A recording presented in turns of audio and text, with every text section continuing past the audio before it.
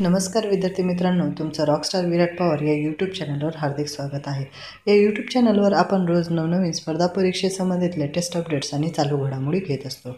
या व्हिडिओमध्ये आपण महत्त्वाची न्यूज म्हणजेच पावसाळी अधिवेशन नागपूर येथे जे होत आहे त्याबद्दलची अत्यंत महत्त्वाची बातमी, ज्यामध्ये पवित्र पोर्टलविषयीची माहिती भरण्यात चूक झालेल्या उमेदवारांसाठीची महत्त्वाची घोषणा या व्हिडिओमध्ये आपण पाहणार आहोत। हा व्हिडिओ तुम्हाला आवडला तर अधिकाधिक मित्रांना हा व्हिडिओ शेअर करायला तसेच आपल्या चॅनलला सबस्क्राइब करायला विसरू नका। विद्यार्थी मित्रांनो, पवित्र पोर्टल या ऑनलाईन प्रणालीमध्ये माहिती फिलअप करताना बऱ्याच उमेदवारांचा नॉन क्रिमिनल संबंधीच्या अडचणी, तसेच त्यांचे मार्क्स फिलअप करताना त्यांनी पूर्ण माहिती न घेता फॉर्म्स सर्टिफाय केल्यामुळे काही अडचणी आलेल्या आहेत। तसेच त्यांची ईओकडे लॉग इनसाठी काही जणांची माहिती उपलब्ध झाली नाही किंवा ईओना पण त्यामध्ये दुरुस्ती करता आली नाही। असे बरेच जणांनी आपल्यालाही कमेंट बॉक्समध्ये प्रश्न विचारला की आता आम्ही काय करायचं।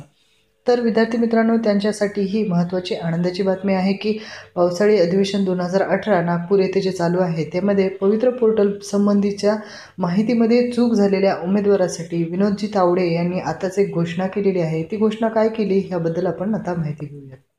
विनोदजी तावडे यांनी म्हटले की सर्व उमेदवार यांची माहिती भरून झाली की विंडो ओपन करून दिली जाईल। त्या दरम्यान जे 4-5 दिवसासाठी ही विंडो ओपन करून दिली जाईल, त्यामध्ये तुमची जी माहिती तुमची चुकलेली आहे तर त्या माहितीमध्ये सुधार करण्याची संधी त्यांनी उपलब्ध करून देणार आहे।